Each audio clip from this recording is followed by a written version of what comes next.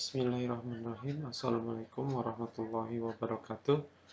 Eh, Pada kesempatan pertemuan hari ini, saya ingin menyampaikan materi lanjutan dari yang sebelumnya, masih terkait dengan form input pada aplikasi Android.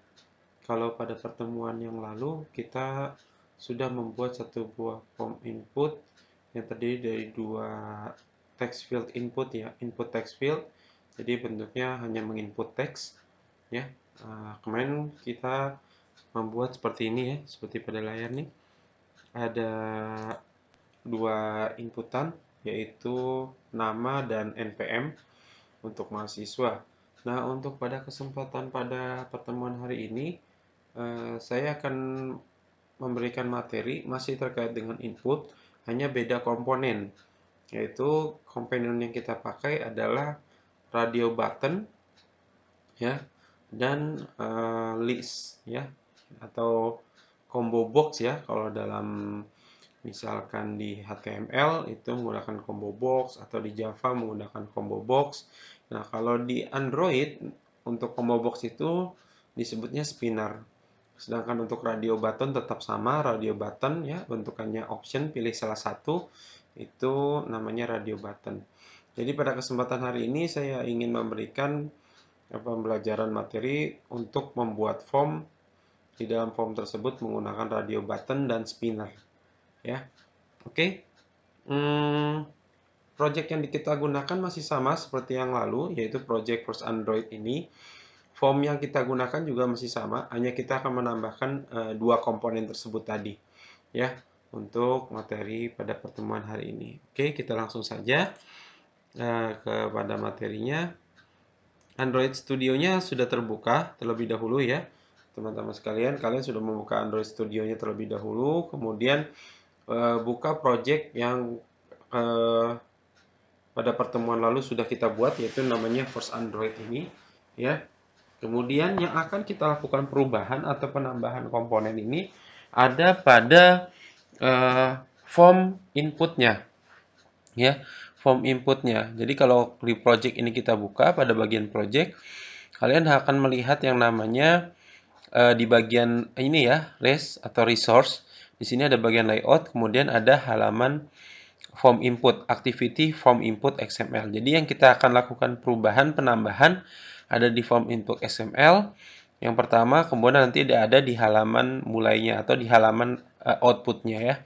Oke, untuk yang pertama saya akan akan memberikan demonya atau tutorialnya untuk form input penambahan komponen yang namanya radio button terlebih dahulu. Oke.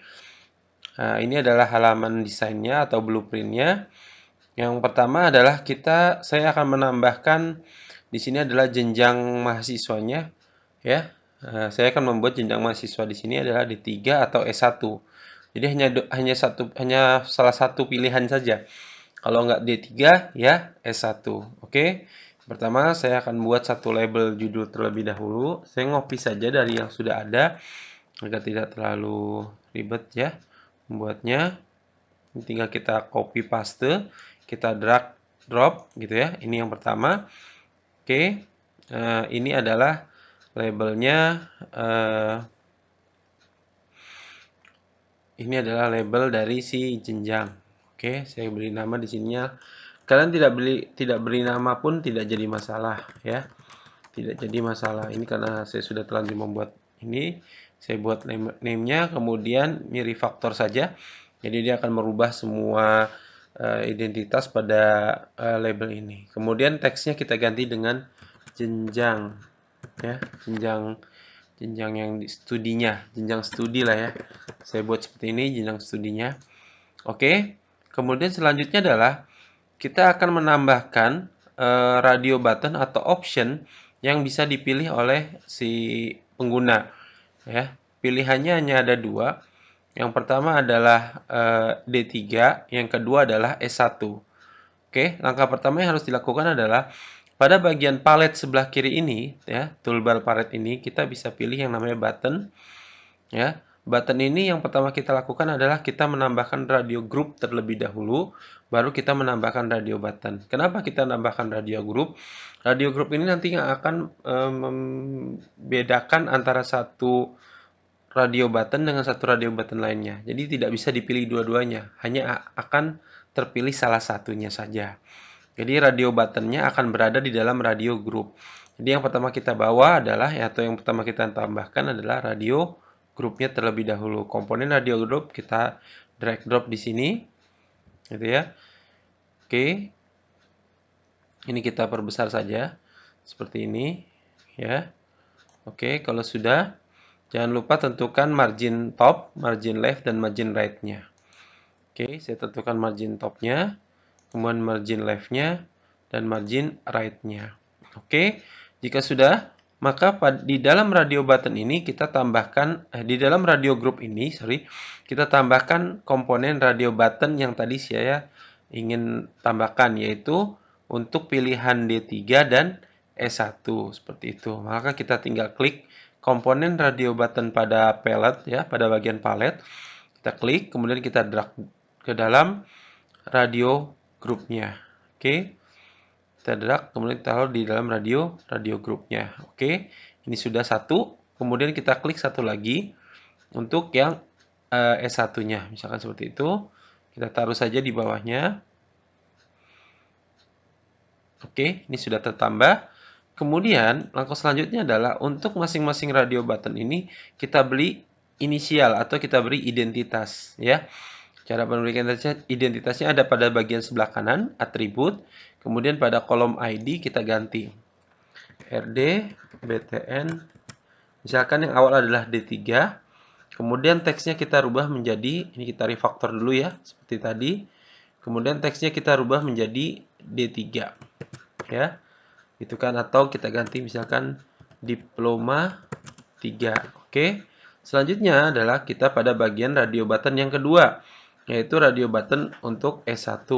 Sama, pada bagian atributnya kita rubah untuk kolom ID-nya menjadi RD, BTN, S1, ya. Misalkan kita ganti sarjana. Ya, untuk teksnya kita ganti sarjana S1 seperti ini ya. Oke. Sudah? Jika sudah, ya, itu ya. Kemudian jika sudah, maka kita akan langkah selanjutnya adalah kita akan menambahkan satu buah label, ya, di sini satu buah label. Oh ya, sebelumnya pada bagian option atau pada bagian radio button ini, di bagian kanan pada bagian atribut, di sini ada yang namanya mode atau check mode ya. Sebentar, di sini ada yang namanya mode.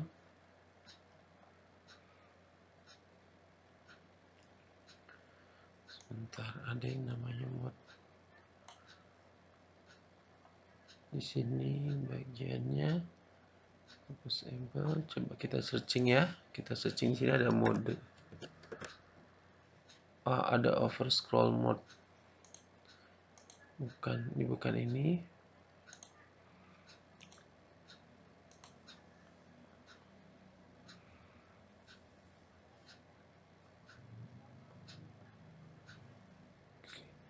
Oke, nanti kita coba tambahkan dulu kalau belum terlihat. Oke, untuk yang pertama adalah kita coba jalankan terlebih dahulu form ini, apakah bisa berhasil tampil pilihannya atau tidak. Oke, kita running saja.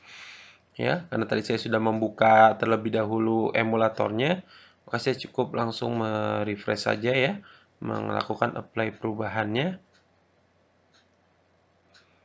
Kita tunggu.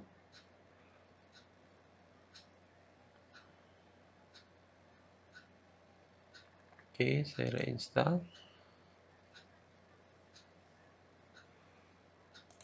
Biasanya ini akan melakukan reinstall itu kalau ada penambahan komponen atau perubahan pada logic programnya, ya, seperti itu. Ini operasinya sukses. Kita coba cek, ya, kita mulai yuk. Oke, kita lihat seharusnya di formnya sudah ada pilihan ini. Ya, ini sudah tambahan jenjang studinya diploma 3 atau sarjana S1. Ya, ini kita sudah menambahkan, hanya ini belum. Ini yang tadi saya bilang harus ada radio group ini seperti ini supaya dia hanya terpilih salah satu di antara dua ini.